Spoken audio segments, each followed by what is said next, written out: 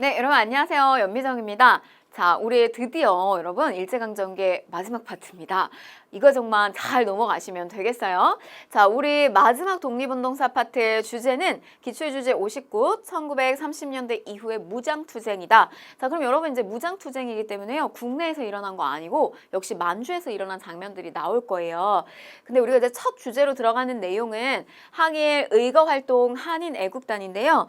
자, 우리가 1919년에 의열단이 조직이 됐단 말이죠. 근데 이게 이제 1919년에 김원봉에 의해서 의열단이 조직이 되면서 활약 자체는 1920년대 활약을 한단 말이에요. 그런데 이 의열단의 이런 개별 의거에 한계를 느끼게 돼서 20년대로 가게 되면 이제 중반부로 가게 되면 이제 노선을 바꾸게 된다고요.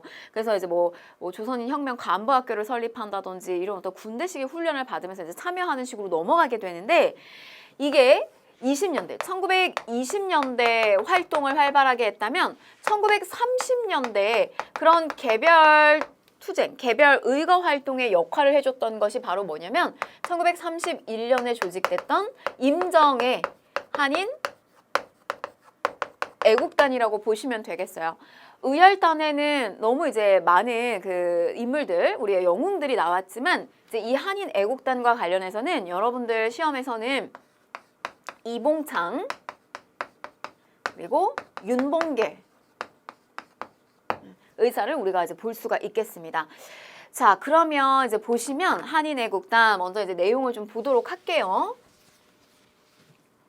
김구의 주도로 상하이에서 조직이 됐고요. 그러니까 임정체제 안에 들어온 겁니다. 1931년에 조직됐고 목적은 국민대표회의가 결렬된 이후 이 임시정부가 좀 굉장히 어떤 그 갈등, 논란 속에 들어가게 되죠. 그래서 1923년에 잘 나갈 것 같던 이 임시정부가 위기를 맞게 되는 시점이 언제다? 1923년 국민대표회의가 열리게 되면서 연통제, 교통국 이런 것도 발각되면서 힘들어지죠. 그리고 국제연맹에 위임하겠다라고 하는 위임통치청원서를 보낸 것도 이제 알려지게 되면서 이승만이 이제 보냈던 걸 알려지게 되면서 위기를 맞이하게 됩니다. 그래서 이 국민대표회의가 열리게 되면서 창조파니 개조파니 이런 갈등 속에 놓여져 있는데 이걸 결국 계속해서 이 임정을 끌고 갔던 이가 이제 김구죠. 그래서 이 김구가 이렇게 이제 김구 선생님 끌고 가시면서 이 임정을 다시 한번 이렇게 힘을 북돋아줬었던 이제 그 사건이 바로 이 한인 애국단의 활약이라고 보시면 되겠어요. 그래서 이 한인 애국단이 1931년에 조직이 되면 이봉창, 윤봉길의 이 의거 활동은 1932년에 이제 이런 의거 활동이 발생을 하게 됩니다. 자, 그럼 이제 먼저 이봉창의 의거인데요. 당시 이제 이 이봉창은요. 사실 이제 뭐 자세하게 알려진 것이 없습니다. 왜냐면 뭐 당시 이제 결국 이봉창 선생님은 이제 이런 의거 활동을 하시다 결국 이제 죽음을 맞이하게 됐는데 이게 결혼을 하지 않으셨어요. 그래서 이제 기본적으로 또 이제 후손들이 입에서 입으로 전해져 내려오면서 조금 더 구체적으로 당시의 상황을 알려질 수도 있는데 안타깝게도 사실 이제 혼인을 하지 않은 상태에서 의거 활동을 하셨기 때문에 또 이제 아주 구체적으로 디테일하게 우리가 이제 다가기가 조금 어려운 측면이 있습니다. 우선 이제 이분은 우리가 이제 조선에 살다가 일본으로 이민을 오게 되면서 여러 가지 이제 다양한 일들을 하게 돼요. 우리가 이제 조선에서는 조선대로 여러 가지 이제 핍박을 받았을 테고, 그 다음에 이제 일본으로 넘어와서는 또 역시나 마찬가지로 여러 가지 이제 핍박을 받게 됩니다. 그러니까 자기 이제 가족들도 전부 어떤 이런 일제 치하에서 상점에서 일도 하기도 하고, 여러 가지 이제 많은 막리를 했다 그래요. 근데 이제 그런 일들을 하면서 계속해서 일본으로부터 피해를 받고 이렇게 하니까 도대체 왜 우리가 이런 식의까지 피해를 봐야 되느냐라는 어떤 그런 상황 속에서 이게 일본이 우리나라를 빼앗은 바로 이런 처참한 상황 때문에 이런 우리의 하나하나의 이제 이런 국민들이 이렇게 크게 피해를 보고 있다라고 하는 이제 생각, 그런 깨우침까지 가게 돼요. 그래서 이제 이때 당시에 나이는 이런 의거 활동 하셨을 때 나이가 31살입니다. 사실 많지 않은 나이죠. 이 31살이라고 하는 나이에 큰 결심을 하게 돼요. 김구 선생을 이제 직접적으로 찾아갑니다. 적극적으로 김구 선생한테 이제 다가갔을 때 김구 선생님은 이 이봉창은 일본에 와가지고 이제 이런 어떤 의거 활동을 본인이 이제 스스로 이거를 계획하고 상상을 하면서 일본 말도 더 적극적으로 숙지를 하게 되고요. 그다음에 이제 뭐 행색도 사실 일본인처럼 이렇게 하고 다녔다 그래요. 그래서 저 겉으로 봤을 때 이렇게 항상 이렇게 뭐 술에 약간 취해 있는 것 같기도 하고 말도 조금 걸고 막 이러니까 저 건달이 아닌가 처음에 경계했다 그래요. 근데 이제 나중에 이 이봉창이 너무너무 이제 적극적으로 자신이 여기에 이게 몸을 다 던져서 나라를 찾는 데 도움을 기꺼이 자신의 이제 목숨을 바치겠다라고 하는 의지를 강하게 피력을 하니까 이제 그제서야 이제 김구 선생이 그 마음을 받아들이는데요. 근데 이제 뭐 초창기에는 임정에 있는 요원들조차도 어디서 이제 이런 사람 도대체 저렇게 의심이 되는 사람을 왜 이쪽에 안에다가 들여가지고 가깝게 지내냐라고 하면서 뭐 김구 선생님한테도 막 계속해서 막 조언을 하고 그랬다 그래요. 근데 이봉창 선생이 내 나이가 지금 31살인데 내가 지금까지 뭐 인생을 살면서 쾌락이라고 즐길 수 있는 거는 다 누려봤다. 나는 이제 앞으로 영원한 그런 쾌락을 누리도록 할 거다. 그 마지막 쾌락은 내가 이제 나라를 위해서 목숨을 내놓는 뭐 이제 그런 결단을 내리게 됩니다. 평상시에 이렇게 여러 가지 일들을 하면서요, 주변에 이런 일왕의 행차가, 이 행렬이 많이 다니는 것을 직접적으로 또 보고했다 그래요. 그래서 자신이 가깝게 가서 저런 이제 거사를 충분히 성공적으로 치를 수 있다라는 생각을 해요. 그래서 이제 이게 임무를 받고 이봉창이 일본 도쿄에서 일왕 히로히토의 마차에 폭탄을 투척을 하게 됩니다. 근데 폭탄을 탁 던졌는데요. 이게 안타깝게도 마차 끝에 던져지면서 이게 비껴나가게 돼요. 실패를 하게 됩니다. 그러니까 잘 안 된 거죠. 큰 희생을 치렀지만 결국 잘 되지 않은 거예요. 이봉창의 의거에 대해서 당시에 중국 신문이 안타깝게도 일본 국왕이 죽지 않았다라는 식으로 표현을 이런 식으로 좀 자극적으로 한 겁니다. 그래서 일제가 이에 대한 이제 보복으로 상하이를 공격하면서 이제 상하이 사변까지 이제 발생하게 되는 이제 이런 상황으로 넘어가게 된다. 자, 이런 어떤 이봉창 선생님의 의거가 있었고요. 그런데 이제 보시면 그 다음에 연이어서 일어난 이 윤봉길의 의거는 굉장히 큰 충격을 줬다, 일본에게. 자, 보시면 윤봉길이 상하이 홈커공원에서 열린 이제 이때가 마침 또 언제 날짜를 잡았냐면 일본은 일왕의 탄생 축하 겸 그다음에 상하이 점령 축하식, 그러니까 대대적으로 저거는 뭐 만천하에 알리고 싶은 날이었어요. 그래서 뭐 여러 뭐 외신들도 와가지고 당시에 막 영상을 찍기도 하고 신문 보도가 많이 나가기도 했었던 그런 때였거든요. 근데 당시에 이 단상에다가 이제 폭탄을 던지게 됩니다. 이때 당시에 이제 만들어진 직접 이제 제조를 하게 됩니다. 이제 의뢰를 해서 이 제조를 하게 되는데 일왕의 이제 탄생 축하 기념일에 참석을 하게 되면 지참할 수 있는 것이 있었어요. 그게 뭐냐면 자기가 먹을 도시락하고 이제 물통 같은 거, 이런 거는 가지고 갈 수가 있었습니다. 그래서 이걸요 아주 똑같이 폭탄인데 도시락하고 물통인 것처럼 똑같이 제조를 해요. 가지고 가죠. 그래서 이 물통 폭탄을 저기 이제 던지는 용으로 쓰고요. 그 다음에 이제 도시락 폭탄 같은 경우는 자결용으로 이걸 제작해서 가게 됩니다. 근데 이제 당시 이렇게 단상에 뭐 이런 일본군 장군과 고위 관료들이 다 많이 몰려 있었을 거 아니에요? 근데 이제 물을 마시는 척하면서 뚜껑을 열자마자 단상 위에다 이제 폭탄을 던지게 됩니다. 뭐 아수라장이 되겠죠? 당시에 이 아수라장이 됐던 장면을 영상으로도 남아 있어요. 워낙 이제 외신들도 많이 있었기 때문에. 그래서 엄청나게 큰 타격을 입히게 됩니다. 정말로 그 전쟁을 일으키는 데 있어서의 결정권자들에게도 큰 타격을 입히게 돼요. 그래서 이제 나중에 보시면 뭐 결국 일본이 이제 패망을 하게 되면서 항복문서를 작성하러 나오고 있는 이 중요한 고위 관리의 뭐 다리 한쪽을 절다든지 아니면 눈을 실명한다든지 이런 일들이 이제 발생을 하게 됩니다. 엄청난 충격이었죠. 그 당시에 이제 중국 국민당 정부가 이런 어떤 의거 활동을 보게 되면서 우리 중국의 100만의 군대가 하지 못한 일을 이렇게 작은 나라에 윤봉길이라고 하는 이 인물 한 명이 이런 큰일을 해냈다라고 하면서 굉장히 이걸 뭐 감명했다 그래요. 그러면서 이제 이후에 중국 쪽에서 이 대한민국 임시정부의 활동을 적극적으로 또 지원해주는 계기가 됩니다. 윤봉길 선생의 마지막은 비참하죠. 이게 이제 폭탄이 날라온 쪽을 일본 경찰과 군대들이 이제 막 수색을 하는 거예요. 그러니까 그 주변에 있었던 많은 이제 사람들을 다 이제 뭐 구타를 하고 때리고 이러니까 이제 본인이 그거를 두고만 보고가 있을 수가 없었습니다. 그래서 이제 손을 들면서 이제 자기가 했다라고 해서 뭐 이제 무참히 구타를 당하면서 고문을 당하고 이러면서 이제 처참하게 살해가 되는데 시신조차도 제대로 이게 모셔지지가 않았어요. 그래서 나중에 이제 후에 김구 선생이 뭐 계속해서 이제 행방을 찾았습니다. 이 시신이라도 수습하기 위해서. 근데 이제 나중에 알고 보니 이 일대를 이제 지나다니는 그 쓰레기장 밑에다가 밑바닥에다가 시신을 일부러 우리의 어떤 독립의 의지, 그다음에 뭐 어떤 민족의 정신을 마치 짓밟기라도 하듯이 이 쓰레기장 밑쪽에다가 이렇게 시신을 묻어놨던 어떤 그런 상황. 그래서 이제 이걸 나중에 이제 수습을 해가지고 지금은 효창공원 쪽에다가 다 이제 모셔놨는데 일부 여러 유해라든지 이런 것들을 모셔놓게 됐습니다.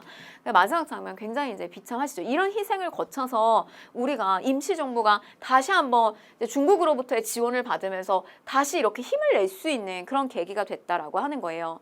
그래서 연이어서 이봉창 의거, 그다음에 윤봉길의 의거 이렇게 좀 순서대로 좀 보셨으면 좋겠어요. 자, 그다음에 요거는 경성 부민관 의거인데 대한애국청년당 이게 여러분 경성 부민관은 뭐 극장이기도 하고 이렇게 다목적으로 사용하는 그런 회관 같은 곳이었어요. 근데 여기에 폭탄을 설치했던 때가 언제냐면 1945년 7월이에요. 그러니까 우리가 해방을 한 게 8월 15일이잖아요. 근데 바로 직전까지 니네 죽을 때까지 죽기 일본 망하기 직전까지 우리 독립할 때까지 우리 마지막까지 싸운다. 그래서 일본을 끝까지 안심시키지 못하게 했었던 또 아주 그 큰 충격을 줬었던 사건이 경성 부민관 의거입니다. 그래서 한번 좀 보시고 우리가 이거 한번 문제로 출제가 되기도 했습니다. 자, 그 다음에 한중 이제 1930년대 무장투쟁 우리가 요 한중 연합작전을 좀 보셔야 되는데 만주 지역에 지금 보시면 20년대랑 같이 여러분들 연결을 시키셔야 됩니다. 1920년대 당시에 이제 어떤 상황이었냐면 우리 보시면 참의부, 정의부, 신민부. 근데 이 3부를 결국엔 우리가 민족 유일당 운동을 하려고 했지만 하나로다가 합치지 못했어요. 그래서 당시 이제 남만주에는 국민부가, 북만주에는 혁신의회라고 하는 이제 조직체가 만들어지게 되고 이 남만주 국민부에서는 조선 혁명당과 군대가 만들어지고요. 그 다음에 이 북만주 일대에서는요. 북한국 독립당 이렇게 보시면 돼요. 북한국, 그 다음에 남조선, 그래서 남조선 혁명당, 군대도 나오는 거고요. 북한군 독립당, 한국 독립군 이렇게 보시면 되는데 그래서 이제 이런 체제가 갖춰졌는데 우리가 30년대 무장투쟁이다라고 했을 때 이제 여기에서 이제 무장투쟁이 벌어지는 겁니다. 여기서 이제 어떤 일이 벌어지게 되냐면 31년에 일제가 만주사변을 일으키게 돼요. 그러니까 이제 이 지경에까지 가게 되면 우리가 이제 뭐 초반에는 중국하고 우리 민족하고의 그렇게 관계가 가깝지는 않았습니다. 뭐 이제 이걸 중점적으로 다루진 않겠지만 뭐 31년 무렵에 뭐 만부산 사건이라고 해서 이 땅 가지고 이 토지 가지고 일본의 그런 계략에 의해서 당시에 이제 중국 농민하고 그다음에 우리 쪽의 농민하고 유혈 사태가 벌어지는 일들도 많이 발생하고 그랬어요. 그러니까 관계가 좋지 않았는데 바로 이제 이런 만주 사변이 일어나고 또 한편으로는 이런 의거 활동, 뭐 윤봉길의 의거 활동, 그 앞에서 이제 뭐 이봉창의 의거 활동 이런 어떤 활동들도 좀 연이어서 일어나면서 우리가 지금 싸워야 되는 거는 중국하고 우리가 아니라 우리가 같이 힘을 모아서 일본에 대항하는 것이 우선이다라는 생각을 하게 되죠. 그래서 이제 이 지점에 한중연합작전이 형성이 됩니다.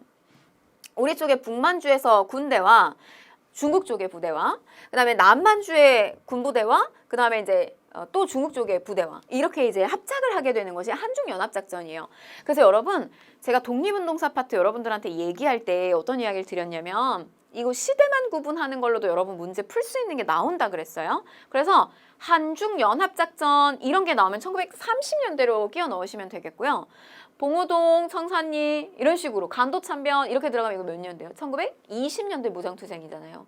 그 다음에 이제 1910년대는 아직 본격적인 무장투쟁이 일어나는 시점은 아니에요. 왜냐면 거긴 준비하는 단계이기 때문에. 그래서 이런 식으로 이제 흘러가는 거죠.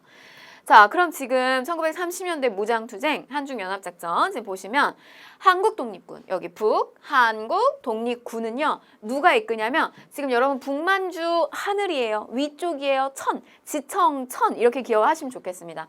총사령관 지청천을 중심으로 한국독립당의 군사가 조직이 되고 북만주 일대에서는 어디랑 연합하냐면 중국 호로군하고 연합을 하게 됩니다.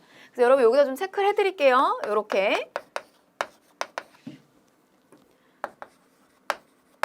중국 호로군하고 이렇게 연합을 하게 됩니다. 그래서 지청천이 이끈다 이쪽으로. 남쪽에 남조선에서는 양세봉이 있어요. 양세봉이 이끈다. 그럼 여기는 어디랑 연합하느냐? 중국 의용군 이렇게 연합을 하게 됩니다. 이렇게까지가 한중연합작전이에요. 자, 그럼 이제 보시면 북만주 일대에서 중국 호로군하고 연합을 해서 수행을 하는데 이제 쌍성보 대전자량 전투 이게 30년 초반에 저런 전투를 치르게 되면서 승전보를 막 울려요. 그리고 나서 이제 이게 여러분 또 이제 30년대 초반에 저런 승전보를 울리지만 한편으로는 저게 우리가 이제 전쟁을 적극적으로 하면서 승리를 했지만 일본의 감시가 더욱더 심해지는 시점이 되기도 하거든요. 그러면서 이제 점차적으로 만주에서 저런 독립운동을 무장투쟁을 하는 것이 좀 쉽지만은 않아집니다. 뭐 연이어서 뭐 37년에 중일전쟁이 터지기도 하고요. 그러면서 이제 나중에 지청천은 뭐 임시정부로 참여하기도 한다는 사실. 지금 일단 여러분 여기서는요. 이렇게 이제 한중연합작전으로 돌아가는 거. 그래서 여기서 쌍성보, 대전자량 전투 이런 것들이 발생했다는 걸 좀 기억하셨으면 좋겠어요. 자, 지도를 한번 보게 되면 지금 여기가 이제 만주 일대가 되는 거고요. 만주 일대에서 이제 북만주 일대에서 일어났던 거 한국 독립군 어디랑 연합한다? 중국 호로군이랑 연합을 한다. 그래서 쌍성보 전투, 그다음에 이제 뭐 대전자량 전투 이런 것들이 이제 발생하고요. 그다음에 이제 요 아래쪽에 남만주 일대는요. 양세봉이 이끌죠. 조선 남조선 혁명군, 남조선 혁명군. 그래서 아래쪽에 이제 영릉가 전투와 흥경성 전투, 영흥 이렇게 기억하세요. 영흥. 남쪽에는 영흥. 자, 그래서 이제 조선혁명군, 남조선혁명군, 총사령관 양세봉을 중심으로 한 이 조선혁명당의 군사가 조직이 됐고 남만주 일대에선 중국 의용군하고 연합을 해서 영릉과 흥경성. 이렇게 이 전투에서 일본군을 격파하였다. 여러분 이게 이제 섞어서 나올 거란 말이에요. 뭐냐면 이제 앞에 보시면 쌍성보 전투, 대전자량 전투 이게 섞어서 나올 거라고요. 근데 항상 이런 식으로 문제가 출제되는 건 그냥 팁인데 어느 한쪽을 명확하게 외우면 돼요. 근데 조금 쉬운 게 여기잖아요. 영흥. 영릉과 흥경성, 영흥. 이거는 남만주에서 일어난다. 양세봉, 영흥. 남조선, 양세봉, 영흥 이렇게 기억을 하시면 됩니다. 제가 이게 사실 이렇게 암기 팁이라고 하는 게요.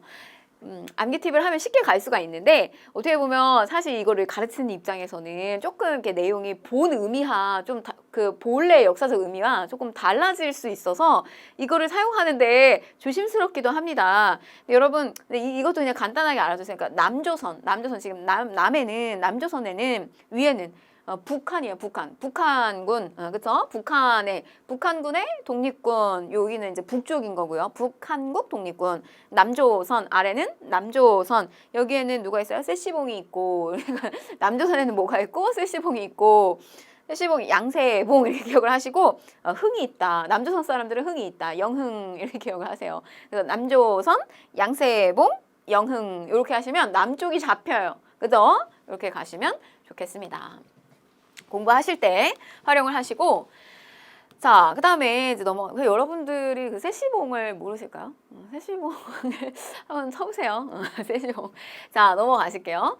민족혁명당. 자, 이제 이거는 뭐냐면 지금 이렇게 한중연합작전이 이렇게 남만주하고 북만주에서 활약을 했어요. 이렇게 활약을 했는데 근데 여기에서 이제 30년 초반에 이렇게 승전보를 울리니까 일본이 더 여기를 들여다보고 만주를 막 초토화시키고 이런 상황이 왔다고요.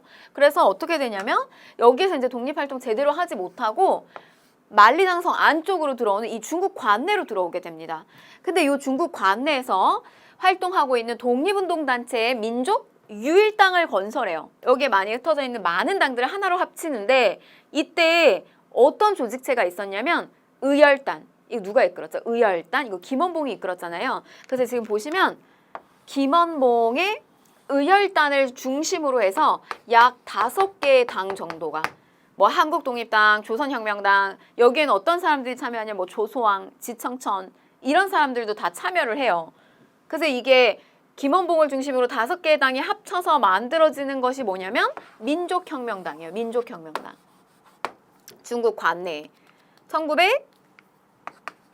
1935년 무렵에 저게 결성이 되더라. 1935년에. 그래서 이걸 하나 기억하셔야 돼요. 이게 의열단하고 연결이에요.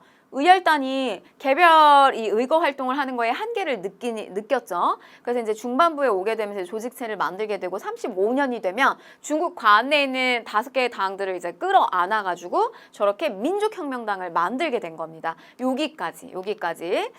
자, 그 다음에 그럼 여러분 이제 이게 이 민족혁명당이요. 나중에 이제 중일전쟁을 기점으로 해서 얘가 또 한 번 체제가 바뀌어요. 그리고 저 민족혁명당이 너무 김원봉을 중심으로 해서 약간의 좀 너무 이제 그 사회주의적 쪽의 색깔로 너무 강하게 들어가니까 우익 세력이 거기서 빠져나오게 됩니다. 그러면서 이제 체제 개편도 들어가고 그런 상황 속에서 조선 민족전선연맹으로 이제 체제가 개편이 되는데 여기 이제 군대가 처음으로 나와요. 중국 관내에 최초의 한인들이 무장한 군대가 나오게 됩니다. 별표, 왕별 치셔야 돼요. 중국 관내에서 결성된 최초의 한인 무장부대. 그러니까 여러분 이게 중국 땅에서 뭐 우리 뭐 임정도 있고 했지만 사실 군대를 만드는 건 쉬운 일이 아니거든요. 우리나라 땅에서 누가 독립운동 하겠다고 우리나라에서 군대 만든다고 해보세요. 그거 어떻게 오케이를 해줘요. 그러니까 그게 쉬운 일이 아니었는데 이 무렵에 드디어 생긴 거예요. 한인 무장부대. 그래서 요거는 그대로 정답으로 나올 수 있습니다. 중국 관내에서 결성된 최초의 한인 무장부대, 저 조선의용대라고 하는 군부대가 나온 거예요. 근데 이제 저게 어디서 나온 거냐면 김원봉이 이끌고 있었던 그 체제가 바뀐 거죠. 민족혁명당 체제가. 그래서 조선민족전선연맹 산하의 부대로 조선의용대가 나오게 됩니다. 자, 그 연도까지. 요거 이제 1938년까지. 다시 볼게요. 중국 관내에서 다 합쳐요. 민족혁명당이 돼요. 얘가 뭐로 체제 개편한다? 조선민족전선연맹으로 체제 개편을 하고 여기에서 최초로 이제 이 군부대가 나오는 겁니다. 조선의용대 1938년이 되겠고요. 주로 이제 어떤 역할을 하게 되냐면 일본군에 대한 심리전이나 후방, 전면전은 안 해요. 그러니까 이제 저 조선의용대 부대에서 그 내부에서 좀 갈등이 생깁니다. 왜 우리 전면전 하지 않느냐. 계속 후방에서만 저런 역할만 해야 되느냐. 그래서 저 조선의용대 일부가 화북지대로 이렇게 빠져나가게 됩니다. 이렇게 나뉘어지는 거예요. 여러분, 이 30년대 잘 넘기셔야 돼요. 이 부분은 제일 지금 이제 복잡해지는 이제 마지막 단계라고 보시면 돼요. 조선의용대 개편된다. 중국의 화북 지역으로 이동을 하게 돼서 조선 의용대 화북지대를 결성하게 된다. 그럼 이제 무슨 말이냐? 이 위치를 좀 잠깐 보시면요. 그러니까 우한이라고 하는 곳에 우한, 한커우 우한이에요. 여기에서 중국 관내로 최초의 조선 의용대라고 하는 한인 무장부대가 처음으로 나오게 된 거예요. 근데 이 조선 의용대가 이제 여기에서 뭐 중일 전쟁을 두고 같이 막 전쟁을 하고 싸우고 있는 이런 과정 속에서 너무 뭐 심리전이나 후방에서 하는 것만 하게 되니까 불만이 생겨요. 그래서 이 일부 부대가 화북의 예난지대로 가게 됩니다. 그래서 이제 우리가 뭐라고 하냐면 조선 의용대 뭐 화북지대, 화북 조선의용대, 화북지대 조선의용대 이렇게 표현을 한단 말이죠. 조선의용대 화북지대를 결성하게 된다. 근데 이제 이렇게 갔는데요. 이 부대에는 지금 김원봉이 이걸 이끌고 있단 말이죠. 김원봉의 이제 부대가 42년이 되면 이 남은 세력이 어디로 들어가게 되냐면 여기 이제 이 한국항공은 42년이면 임시정부가 어디에 가 있는 상태냐면 충칭에 가 있어요. 자, 이제 보시면 임시정부는 원래 맨 처음에는 상하이에 조직을 합니다. 근데 상하이에 조직했다가 임시정부가 23년에 국민대표회의를 막 하고 이러면서 위기에 빠졌죠. 그러다가 31년에 한인애국단을 조직을 하게 돼요. 그러면서 이제 한인애국단의 활약이라든지 이런 걸 통해서 결국에는 이제 그런 뭐 의거 활동 큰 충격을 일본한테 주기도 했지만 그 의거 활동이 결국에는 일본한테 계속 또 쫓기게 됩니다. 그래서 중국을 따라서 중국 국민당을 따라서 계속해서 이동을 하다가 어디에서 정착을 하게 되냐면 충칭. 그래서 이제 임시정부의 상황은 맨 처음에 상하이 임시정부, 출발은 상하이에 통합되죠. 상하이 임정. 그러다가 이제 임시정부가 위기를 맞이하게 되고 그 위기를 맞이하게 되는 것이 여러분들한테 이제 국민대표회의. 요걸 기억하시는 게 좋고요. 그 다음에 이제 이 위기를 맞이한 것을 다시 극복하게 되는 것이 한인애국단이죠. 한인애국단.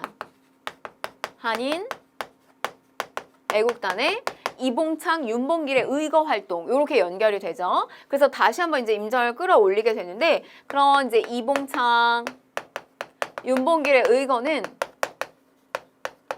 일본에게 충격을 준 만큼 일본이 이 임시정부를 더 감시하게 됩니다. 그래서 임시정부가 어디로 이동을 하게 되냐면 쫓기고 중국 국민당을 같이 쫓아서 이제 충칭 쪽에 정착을 하게 돼요. 그래서 마지막 이제 충칭 임정. 지금 요렇게 되는 거거든요. 충칭 임정. 그래서 이 충칭 임정에는 이 임시정부에 군대가 있습니다. 그게 뭐냐면 한국광복군이라고 하는 군대가 있어요. 만들어집니다. 그래서 이 조선의용대가 김원봉이 이끄는 이 조선의용대가 여기에 합류를 하게 돼요. 42년에. 그래서 지금 보시면 42년에 여기에 있는 이제 한국 광복군에 합류를 하게 되는데 결국 이제 모양새가 어떻게 되는 거냐면 이거 조선의용대가 너무너무 잘 나옵니다, 여러분. 조선의용대가. 이 조선의용대가 결국에는 42년이 되면은 이 안으로 들어가고요. 김원봉이 이끄는 일부 부대가 이 안으로 들어가게 되고요. 그 전에 이게 화북 조선의용대가 위로 올라가게 됐는데 여기는 이제 위에서 이 화북지대 조선의용대는 지금 보시면 이제 조선 의용대 화북지대를 결성하게 되고 김원봉과 남은 세력은 한국 광복군에 합류를 하게 된다. 이 부대는 나중에 김두봉이 끌고 가게 돼요. 그래서 얘가 다시 이제 체제 개편을 하게 되는데 그 체제 개편을 할 때 이렇게 들어갑니다. 체제 개편. 조선 독립동맹의 이제 조선의용대로 개편이 된다. 이렇게 보시면 되겠어요. 요걸 이제 누가 이끄냐면 김두봉이 이끈다. 이렇게 보시면 되겠습니다. 조선 독립동맹에 이제 김두봉이 이끌게 되고요. 여기서 이제 위쪽에 하북 지역에서 이걸 끌고 간다라고 보시면 되겠어요. 자, 이렇게 해서 이렇게 나뉘어진다라고 이해를 하시면 되겠습니다. 42년에 체제 개편을 하고요. 자, 그러면 이제 한국 광복군을 볼게요. 40년. 대한민국 임시정부가 지청천과 김구 등을 중심으로 하여 충칭에서 창설을 하게 됩니다. 이게 한국 광복군이에요. 근데 이제 보세요. 지금 우리가 한 겁니다. 일본에서 탈출한 학도병과 김원봉이 이끄는 조선의용대 일부를 흡수한다. 42년에. 흡수해서 받아들이는 거예요. 그래서 이렇게 받아들여서 준비합니다. 일본하고 이제 본격적으로 전면전을 치르기 위한 준비를 하게 돼요. 태평양 전쟁 일으키게 되면서 일본이 대한민국 임시정부가 대일 선전포고문을 발표하면서 본격적으로 일본하고 이제 싸울 준비를 하게 되는 거죠. 자, 그럼 이제 한국 광복군의 활약을 여러분들이 보셔야 되는데, 자, 이 한국 광복군의 활약은 당시 이제 2차 세계대전으로 이제 들어가는 그런 상황이었고, 영국군의 요청에 따라서 연합군의 일원으로서 같이 투입이 됩니다. 근데 이제 전선에서 주로 포로들 신문하는 거, 그리고 암호문 번역하는 거지. 이런 일들을 담당을 합니다. 그래도 우리의 역할이 커야 돼요. 우리의 역할이 큰 만큼 해방 이후에 이 테이블에서, 협상 테이블에서 우리의 주도권을 많이 가질 수 있잖아요. 미국하고 연계해서요.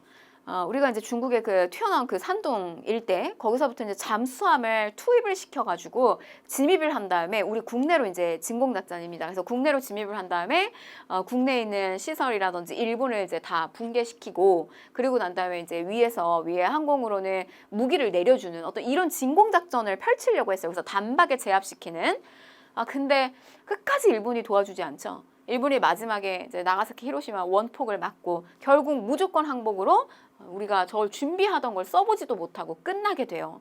그래서 아쉽게도 마지막에 이제 이 충칭에서 한국 광복군이 우리의 나름대로 이제 준비를 하고 있었으나 결국은 써보지도 못한 채, 그래서 아무 힘도 쓰지 못하고 종결이 돼버리게 됩니다.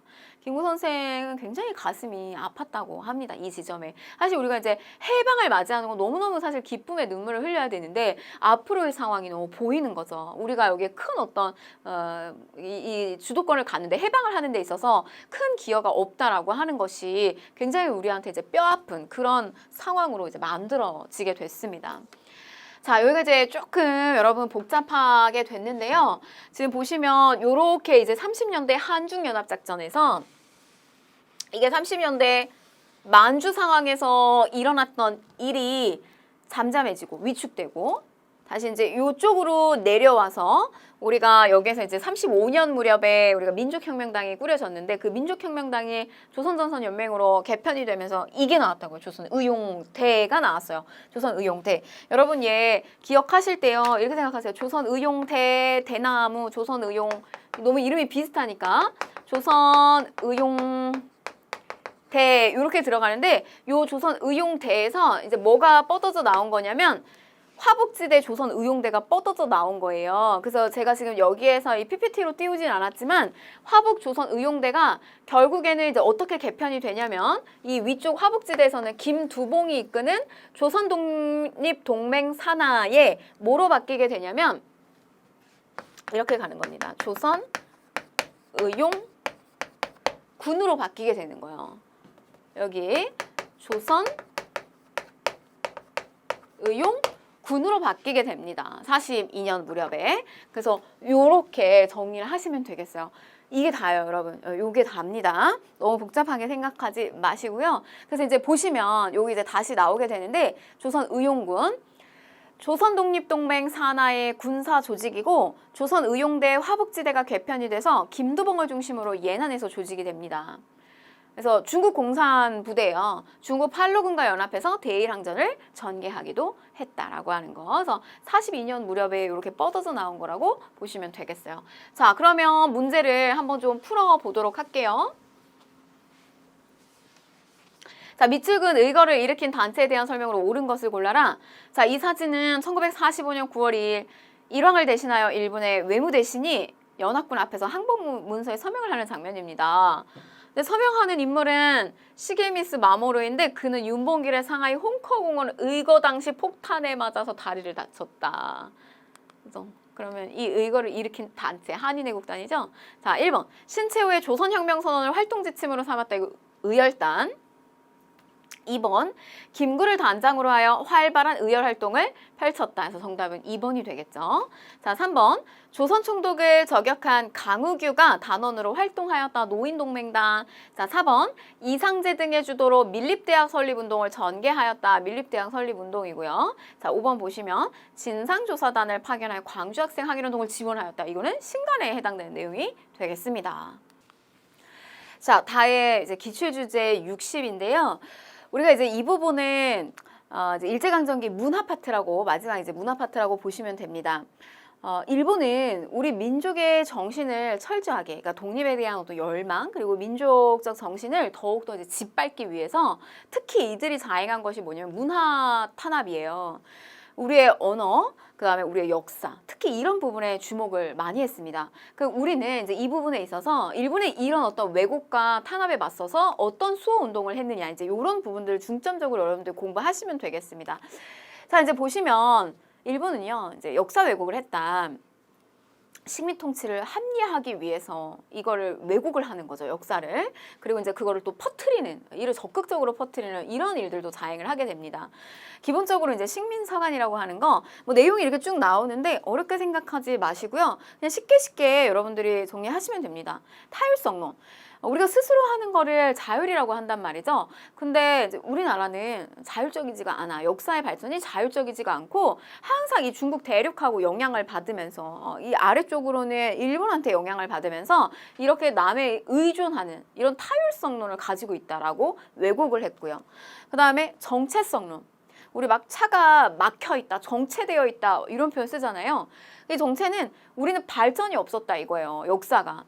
기본적으로 세계사는 세계사적 발전 과정이 있습니다. 이 발전 법칙이 있는데 뭐 고대 노예제 사회, 중세 봉건제 사회, 뭐 근대 자본주의 사회 이런 일정한 그 발전의 법칙을 가지고 있는데 우리는 그게 안 된다 이거예요. 고대 노예제 사회에서 머물러 있고 정체되어 있고 중세 사회가 없고 근대 사회로 왔어요. 근데 이걸 누가 만들어줬느냐? 일본이 만들어줬다 이거예요. 그리고 우리가 이렇게 식민지로 삼고 이러는 걸 니네는 고마워하고 감사해야 된다. 이런 논리를 피는 거죠. 당파성론. 조선시기 때, 조선후기 때 맨날 싸우기만 한다. 당파 나뉘어져가지고. 그래서 오랜 당파 싸움으로 단결이 안 되는 민족이야. 이런 식으로 왜곡을 많이 했다는 거예요. 이렇게 논리를 만들었어요. 만든 논리를 적극적으로 저런 단체를 만들어서 역사서를 피고요. 그걸 또 적극적으로 퍼뜨리는 역할을 하게 됩니다. 조선사 편수회. 그래서 여러분 이게 조선사를 편찬했다라고 해가지고 저게 이제 조선의 역사가 아니라 저건 왜곡한 거예요. 식민사관이 담겨져 있는. 자, 그러면 이제 우리는 저런 일본의 역사 왜곡에 가만히 있었냐? 그렇지 않았죠. 우리도 이제 적극적으로 나선 겁니다. 이제 대표적으로 이제 민족주의 사학을 발전을 시키고 정립하게 되는데요. 역사에 대한 우리가 가지고 있는 우수성, 주체적 발전 이런 것들을 더욱더 적극적으로 강조하는 거예요. 그러니까 사실은 이제 이게 더 강화되고 발전되는 거는 일본의 이런 식민사관에 대한 대응으로 조금 더 강하게 나온 거죠. 특히 이 민족주의 역사학자 대표적인 인물 박은식 선생님, 그다음에 신채호 선생님 잘 기억을 하시면 좋겠는데 정신에 대한 부분을 되게 강조했어요. 그리고 이제 역사도 역시 정신에 해당되는 부분이다. 근데 그걸 표현하는 방법이 조금 다 다릅니다. 박은식 선생님 국혼. 이 혼이 담겨있는 민족 역사의 중요성을 강조했고 그다음에 이제 대표적인 저서가 있는데 한국 통사와 한국 독립운동 지혈사. 한국 통사는 우리가 보통 통사라고 얘기하면 선사부터 근현대사까지 전체를 얘기하는 통사를 이야기하거든요. 근데 저기에 들어가는 통자의 저 한자 표현은요. 아플 통자예요. 그래서 우리 역사에 아픈 역사가 담겨져 있는 것을 서술이 됐습니다. 그래서 너무너무 특히 이제 중요하게 여러분들 사료로도 잘 나오는데 나라는 껍데기다. 역사는 정신이다. 민족의 혼이다. 그래서 이 정신을 역사를 잘 지키고 있으면 언제고 저 껍데기는 형체는 되찾을 수 있다고 봤습니다. 한국 독립운동 지혈사, 피를 철철 흘리는 우리의 아픈 독립운동 기록이에요. 그래서 우리 민족의 독립투쟁 과정을 정리할 서술한 이거 이제 대표적으로 잘 나오고요. 자, 그다음에 이제 신채호 선생님은 우리 의열단과 관련해서 우리가 나왔죠. 그 조선혁명 선언 이걸 작성하시기도 했고 또 임시정부에서 국민대표회의가 열렸을 때 임시정부 다 갈아엎고 다시 만들어야 된다는 창조파의 입장에 있으셨던 분이기도 해요. 그러니까 내내 독립운동을 하시기도 하고 글을 잘 쓰셨던 역사학자이기도 합니다. 특히 어디에 고대사에 초점이 많이 맞춰져 있어요. 그래서 고대사, 우리의 뿌리 이런 것들 관심을 많이 가졌고요. 연구 많이 하셨고 그 다음에 독사신론 중요해요. 우리 민족주의 사학에 대한 그 처음에 틀을 정립했다라고 생각하셔도 돼요. 그게 이제 독사신론인데 역사를 서술하는 데 있어서 왕 중심의 체제 이런 거 아니고 민족을 중심에 두는 이런 어떤 서술의 방식 이런 걸 강조했습니다. 그래서 민족주의 사관의 기초를 마련을 했고요. 그 다음에 이제 조선 상고사 역시 이제 앞쪽에 이제 상고에 대한 역사 그래서 역사를 아와 비하의 투쟁으로 정의를 했다. 그래서 이제 우리나라가 일본으로 침입을 받고 있는 이제 우리나라의 상태와 그 다음에 이제 뭐 서구의 여러 세계 열강들이 자꾸 우리를 침탈하려고 하는 이런 어떤 투쟁의 과정 속에서 역사가 발전되고 있다. 이제 이런 이야기를 하셨습니다. 그래서 적극적으로 이제 상황을 극복해 나가야 되겠죠. 자, 조선사 연고초, 묘청의 난을 또 조선 역사상 1000년내 제1 대사건이라고 평가하면서 저거 단순한 사건이 아니다. 그래서 당시 이제 보수 세력이고 기존의 기득권을 유지시키려고 했었던 그 김부식 그러니까 개경의 세력이 기존 체제를 유지하고 서경 세력이 결국 실패하게 됐잖아요. 그걸 되게 안타깝게 여기셨죠. 조선사 연고초에서 묘청의 난을 이렇게 이제 평가했다는 거. 자, 그 다음에 이제 조선학 운동인데 제가 이거 앞에서 했습니다. 자, 이 조선학 운동은 제가 연도를 가르쳐 드렸어요. 이거 연도가 1934년이에요. 그래서 이게 신간해. 이 신간해가 1927년에 조직이 됐다가 1931년에 해소가 되잖아요. 그럼 해소가 되면서 민족주의계와 사회주의계는 운동의 노선을 달리하잖아요. 이별했잖아요. 그래서 이 민족주의계는 뭐 한다? 34년에 조선학 운동. 여기에 힘쓰는 거고요. 그 다음에 사회주의계 쪽에서는 어디에 힘쓰더라? 농민과 노동운동을 적극적으로 지원하는 식으로 가게 된다. 자, 그래서 이제 요 포인트예요. 요 시점을 여러분들 기억하시라고 제가 설명을 드린 건데요. 자, 보시면 이제 정인보, 문일평, 안재홍 등의 민족주의 사학자들이 다산, 정약용, 서거 99주기를 맞아서 진행한 여유당 전설을 간행하는 사업이 계기가 되어서 전개가 됩니다. 자, 우리 이제 앞에서 뭐 박은식 선생님, 신채호 선생님 이 민족주의 역사학에 대해서 배웠는데요. 저게 이제 자칫 좀 잘못하면 그러니까 역사가 실제 어떤 일어났던 그런 역사적 사건하고 조금 거리가 멀어지고 너무 그 민족의 감정과 상황만을 앞세워서 좀 주관성이 들어갈 가능성이 있어요. 그러니까 역사에 대한 실체에 접근한다라고 하는 그런 역사 연구보다는 일본에 대응을 해야 되는 차원에서 조금 너무 이렇게 이 민족적 감정을 앞세우는 주관성이 너무 많이 들어갈 수 있죠. 이거 조금 이거 만약에 비아냥거리는 그 표현으로 이야기를 하면 우리가 왜 국뽕이다 뭐 이런 표현 많이 하잖아요. 그러니까 너무 국수주의로 들어갈 수 있다는 거예요. 그래서 그런 거 말고 조금의 이제 거리를 두면서 이게 세계에서도 우리가 인정할 수 있는 우리만 가지고 있는 우수성 거기에 주목을 해보자. 근데 그게 뭐가 있을 수 있냐? 실학. 여기에 주목을 했어요. 그럼 이제 그 실학의 대표적인 인물 정약용. 그래서 정약용 서거 99주기를 맞이해서 쓰여졌던 여러 가지 책들을 다 모은 겁니다. 여유당, 호예요. 정약용 선생님의 호. 그래서 여유당 전설을 간행했다라고 하는 겁니다.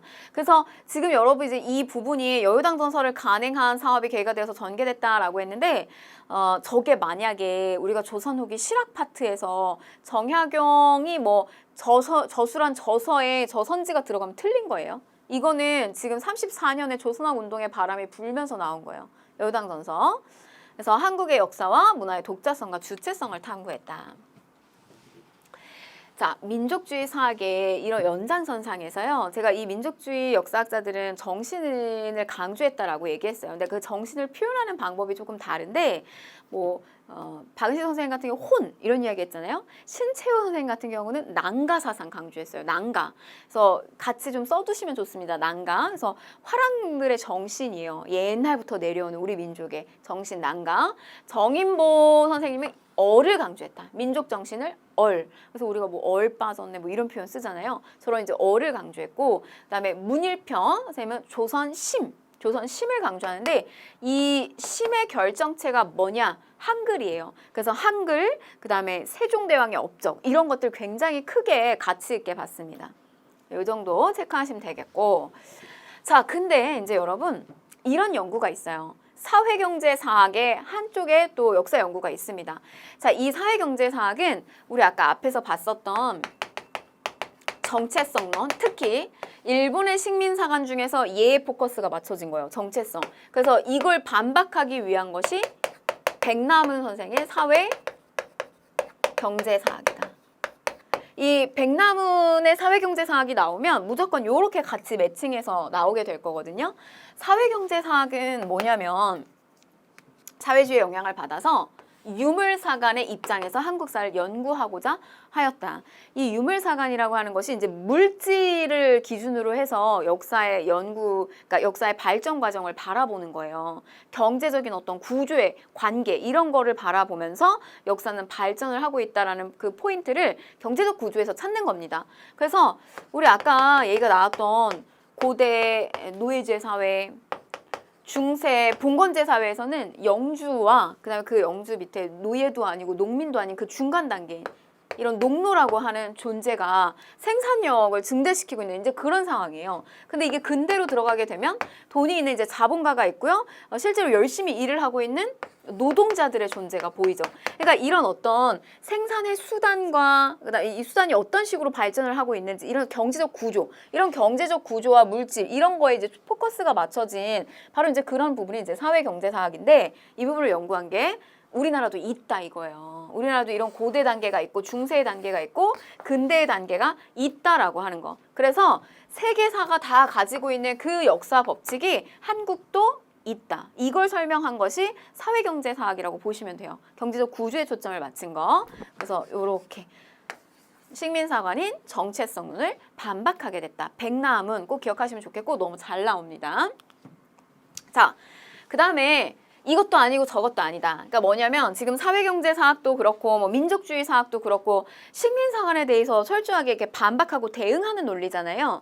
근데 그런 거 말고 진짜 역사다운 역사의 연구를 하자라고 하는 입장이 또 실증주의 사학이에요. 그래서 실제 증거로 될 수 있을 만한 거, 진짜 역사. 그러니까 예를 들면 1392년에 조선이 건국됐다. 1592년에 1592에 임진왜란이 발생했다. 이렇게 그냥 팩트만 가지고 얘기하자 이거예요. 실증주의 사학입니다. 그게. 그래서 객관적 사실에 근거하여 연구한 거. 이병도, 손지태 등이 조직한 단체로 대표적인 이제 진단학회가 있습니다. 자, 그 다음에 이제 국어 연구인데요. 국어는 우리 여기 1907년 주시경 선생님 주축으로 해서 만들어지게 됐던 요 국문연구소에서부터 이제 출발을 하죠. 그래서 요 국문연구소, 그 다음에 1921년에 조선어 연구회, 요렇게 이제 계승을 하게 되고요. 근데 이제 얘는 문제가 어떻게 출제되냐면 조선어 연구회, 그 다음에 뒤이어서 31년에 조선어 학회 이렇게 들어가거든요. 조선어 연구회, 31년에 조선어 학회예요. 근데 이게 조선어 연구회에서 한 업적과 조선어 학회에서 한 업적을 두 개를 섞어서 냈을 때 좀 비교하실 수 있어야 돼요. 구분하실 수. 근데 보세요. 그냥 단순해요. 뭐냐면 쉬운 거 하는 거예요. 이 조선어 연구회에서는 정말 이 우리의 한글을 좀 대중적으로 알릴 수 있는 쉬운 작업 먼저 합니다. 한글날 만들고요. 각야날. 잡지 한글을 간행하는 거. 단순한 거. 이거부터 시작해요. 조선어 학회에선 뭐 하냐면 본격적으로 시간이 많이 걸리고 뭐 에너지를 써야 되는 대대적인 작업이에요. 그게 뭐냐면 한글 맞춤법 통일안. 오래 걸리는 거잖아요. 표준어 이런 거 제정한다. 그리고 조선말 큰 사전의 편찬을 시도한다. 말모의 작전을 통해서. 그래서 뭐 지방의 다양한 그 지방 언어들 있잖아요. 그런 것도 놓치지 않기 위해서 다 말을 모으는 거예요. 이 말모이라고 하는 영화도 한번 했었는데, 그래서 뭐 거기서 걔 이제 웃기게 하려고 재미있는 장면을 연출하려고 뭐 엉덩이가 어디니, 방댕이가 어디니, 뭐 이런 거를 계속 얘기를 하면서 그걸 다 일일이 막 맞추고 정리하는 장면이 막 나오거든요. 근데 이거 완성 못해요. 그쵸? 탄압받죠? 이거 독립운동, 이거 사실 국어 연구하는 건데 독립운동 한다 이거 빌미로 혐의를 뒤집어 씌워가지고 탄압을 합니다. 그래서 완성을 못해요. 그러다가 언제 완성을 하게 된다? 해방 이후에 편찬을 하게 됩니다. 그래서 요거는 해방 이후에 한글 학회에서 편찬을 하게 되고 이제 완성을 하게 돼요. 중간에 탄압받아가지고 저 원고가 없어져 버렸었는데 그 서울역에 있는 창고에서 저게 우연하게 발견이 되면서 저걸 이제 완성을 시킬 수가 있었습니다. 그래서 이승만 정부 시기 때 완성을 하게 되죠. 자, 근데 그러니까 이게 이제 이렇게 편찬을 시도하다가 이제 42년에 조선어 학회 사건으로 인해서 해산을 당하게 된 겁니다. 여러분들 교재에 이제 뒤에 사료도 있는데 제가 사료는 지금 실진 않았는데요. 뭐 이제 대략 이제 이런 내용이 나올 수 있어요. 이제 어떤 여학생들이 그 버스 안에서 서로 이야기를 주고받는데 막 이렇게 하면서 이제 막 뭐 우리 언어로다가 막 이야기를 주고받는 거예요. 그걸 경찰이 못마땅하게 여기면서 이제 지켜보고 있었죠. 그래서 이제 그 말을 자꾸 우리 언어를 쓰고 조선어 쓰고 이러니까 그걸 그냥 가만히 보지 않고 집까지 쫓아가서 이제 수색하는 단계까지 들어가게 돼요. 근데 갔는데 여러 가지 기록물이랑 일기 같은 거를 이렇게 뒤져보는데 거기에 뭐라고 되어 있었냐면 오늘 국어를 사용했는데 선생님한테 혼이 났다. 이런 표현이 들어가 있는 거예요. 근데 그때 당시에 이제 국어라고 하면 그 나라의 언어잖아요. 그럼 일본어를 얘기하는 거거든요. 그래서 이 안에 일본어를 썼는데 왜 학교에 선생님이 혼을 냈지? 이건 문제가 있는 거잖아요. 그래서 이제 그 선생님을 찾아가요. 근데 이제 그 선생님이 바로 이제 이렇게 조선어 학회에서 저런 어떤 그 우리말에 대한 연구를 하고 있고 관련성이 있는 선생님이어서 이제 그분을 엄청나게 이제 고문을 하게 되면서 저 조선어 학회를 와해시켜 버립니다. 이게 조선어 학회 사건이에요. 1942년으로 인해서 해산이 된다. 42년에. 자, 볼게요. 문제 하나 보겠습니다. 다음 글을 쓴 인물의 활동으로 옳은 것을 골라라. 자, 보시면 대륙의 원기는 동으로는 바다로 뻗어서 백두산으로 솟아있고 북으로는 요동평화를 열었으며 뭐 이제는 우리를 노예로 삼았구나. 뭐 옛사람이 이르기를 자, 나라는 멸할 수 있으나 역사는 멸할 수 없다고 하였다. 왜냐? 나라는 형체이고 역사는 정신이기 때문이다. 그래서 이제 한국의 형체는 허물어졌으나 정신만을 홀로 보존하는 것이 어찌 불가능하겠는가. 태백광로. 그래서 이건 태백, 백두산 얘기하는 건데요. 태백에 미친 노예란 뜻이에요. 그러니까 완전 이렇게 나라가 이렇게 빼앗겨가지고 치욕스러운 상황에 있는데도 부끄러움도 모르고 이렇게 살아가고 있다. 미치광이처럼 살아가고 있다. 이제 약간의 이제 당시 이제 비참한 상황을 표현을 한 겁니다. 그래서 이 태백광로 나오면 이제 박은식 스스로를 가리키는 표현이었어요. 자, 그러면 1번. 진단학회를 창립하고 진단학보를 발행하였다라고 했는데 요거는 이제 실증사항, 이병도 뭐 이렇게 보시면 되겠고 2번 여유당 전설을 간행하고 조선업 운동을 주도하였다라고 했는데 요거 이제 34년 무렵에 이제 박 선생이 여기 참여하지 않았고요. 이제 정인보 문일평 이렇게 보시면 되겠고 3번 한국 독립운동 지혈사 정답 3번이죠. 자, 4번 독사신론을 저술하여 민족주의 사관의 기초를 마련하였다라고 했습니다. 민족을 중심에 두는 저런 민족주의 사관의 기초를 마련하였다. 이걸 신채호 선생님. 자, 5번 조선사회 경제사에서 식민사학의 정체성 이론을 반박하였다. 백남훈. 이렇게 보시면 되겠죠.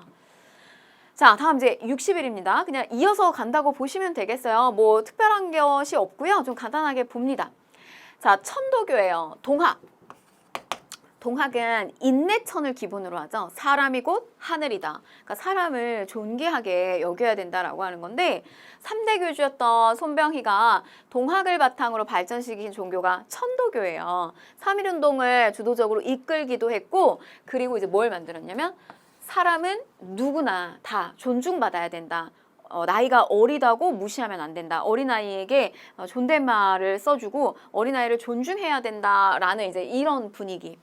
그러니까 이제 20년대가 되면 뭐 공장에 어린아이들도 가고 이러니까 너무 어린아이들에게 어려운 그런 상황들, 핍박받는 그런 상황들이 많이 또 나타나기도 하고 했습니다. 그래서 어린아이는 우리 나라의 미래다. 이제 이런 것들을 강조하면서 어린아이를 존중해야 된다는 어린이를 뭐 발간하고 어린이날을 만들기도 했죠. 20년대. 그다음에 이제 잡지 뭐 개벽, 그다음에 신여성 등의 잡지를 간행해서 민족 의식을 높이기도 했다. 후천 개벽. 이게 동학에서 우리가 동학농민운동 할 때 처음에 뭐 이런 기치를 걸고 나왔잖아요. 그러니까 어지러운 세상이 끝나고 좋은 세상이 열릴 것이다. 후천 개벽. 그다음에 신여성 등의 잡지. 여기에는 여러분 이 20년대 상황인데요. 저런 여성 잡지를 보는 모던걸 뭐 이런 여성들이 나왔어요. 그래서 하이힐을 신고 뭐 머리를 뭐 파마한다든지 이런 어떤 여성들도 나와서 이게 꼭 20년대 상황이라고 해서 독립운동만 하고 그런 분위기가 있었던 건 아닙니다. 그래서 개벽, 신여성. 자, 그 다음에 대종교, 나철, 오기오 등이 단군 신앙을 기반으로 하죠. 그래서 이제 적극적으로 뭐 나중에 이제 북한도 일대에서 중강단을 결성을 해서 저렇게 이제 독립운동을 무장투쟁을 끌고 가기도 했습니다. 이게 이제 나중에 북로군정서로 개편이 됐죠. 청산리 전투에 참여하기도 했고요. 자, 불교에 있어서는 한용운의 주도로 조선 불교유신회를 조직하여 사찰령 폐지 운동을 전개하기도 했다. 사찰령을 내려서 이제 절까지 탄압하려고 해요. 여러분 근데 우리 절은 불교는요. 이게 기본적으로 그 호국불교적 성격이 있잖아요. 그래서 나라가 위기에 빠지면 가만히 있지 않잖아요. 승려들이. 그러니까 이게 일본에선 되게 위협적으로 느껴지는 거예요. 그래서 절, 승려들 이런 사람들까지도 다 이렇게 통제하려고 하는 그런 시도를 막으려고 했었던 겁니다. 자, 그 다음에 이제 개신교에서는 학교를 많이 세웠어요. 사립학교 설립했고 또 신사참배를 강요 금지 뭐 청원운동 벌이기도 했고요. 그다음에 천주교 만주에서 항일 무장단체 뭐 의민단 조직하기도 했다는 거. 자, 원불교, 불교랑 조금 다릅니다. 약간 실천성이 있으면서 어떤 민간의 어떤 생활적인 부분에 좀 가깝게 다가가요. 원불교 성격이. 박중비를 중심으로 해서 간척사업, 또 새생활운동, 뭐 검소하게 하자, 이제 이런 어떤 운동 같은 것들 전개했다는 거. 자, 언론 활동은 나머지 보시는데 1910년대는 완전히 언론을 죽이잖아요. 무단 통치 시기. 근데 20년대 열어요. 그래서 동아일보, 조선일보 이런 게 나오잖아요. 근데 검열 삭제 전관 더 심했다는 거.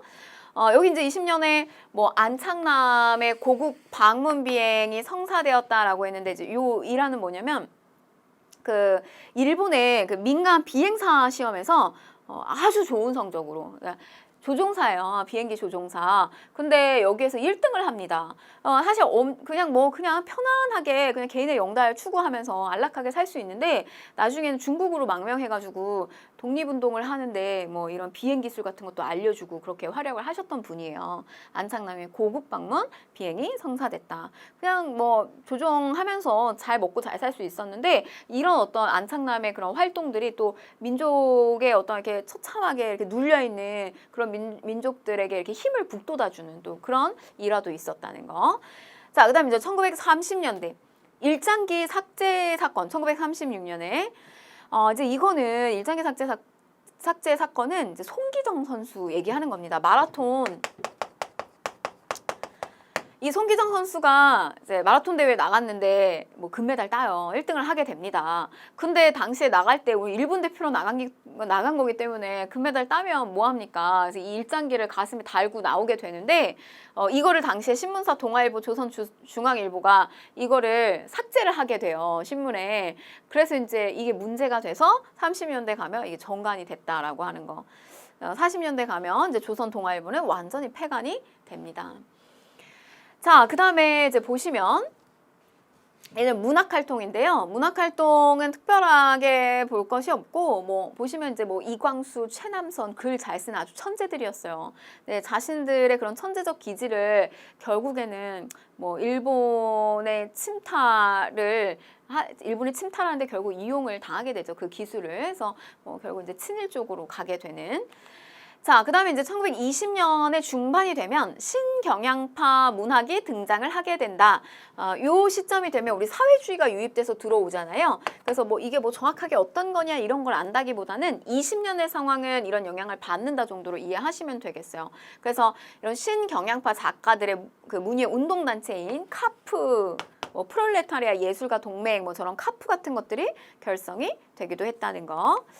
자, 그 다음에 이제 이후에 30년대 이후의 상황을 보게 되면요. 아예 이제 일제 탄압을 피해서 그냥 순수하게 예술성만 추구하는 그런 모습도 보여지지만 또 이제 이렇게 적극적으로 저항 문학을 이제 자신의 이제 글에다가 시나 글에다가 이걸 적극적으로 일본에 대항하는 내용들을 쓴 거죠.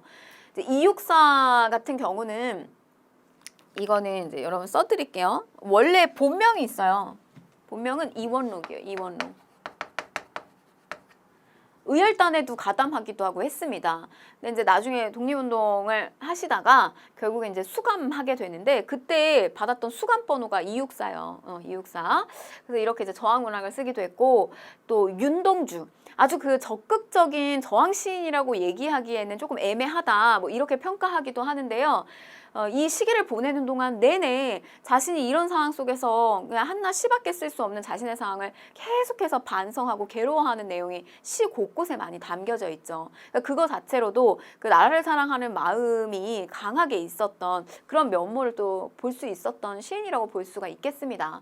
그 명동학교, 북간도에 세워졌던 명동학교 출신이기도 하죠. 친일문학, 이광수, 최남선, 서정주 등의 일부 문인들이 일제 침략전쟁을 찬양하는 저런 친일문학 활동을 전개하게 됩니다. 자, 그 다음에 이제 영화 보시면 나훈규가 영화 아리랑을 제작을 하였다. 이것도 시점이 언제냐? 20년대 상황이다. 요거 체크하시면 좋겠고요. 이제 당시 식민 상황 속에서 이게 이 주인공이 나오는데 완전 이렇게 미치광이가 돼요. 광인이 돼서 나오게 됩니다. 그래서 아주 그런 고통스러운 한국인의 모습을 표현하는 내용이 영화로 제작이 됐고요. 그다음에 뭐 연극 모임이 뭐 토월회 뭐 이런 것들도 있었다는 거 넘어갈게요. 자, 이제 문제 한번 풀어보도록 하겠습니다. 자, 종교단체의 활동으로 옳은 것을 골라라라고 했는데, 자, 가에서 설립한 출판사인 개벽사는 다양한 잡지를 발간했는데 그 중에서 별건곤을 소개해 주세요. 별건곤, 개벽, 후천개벽 이거 떠올리시면 되겠어요. 새로운 세상, 좋은 세상을 열다. 이거 동학, 천도교에서 나오는 거잖아요. 그래서 얘는 이제 천도교 보시면 박중빈을 중심으로 새생활 운동을 펼쳤다라고 했는데 이거는 원불교.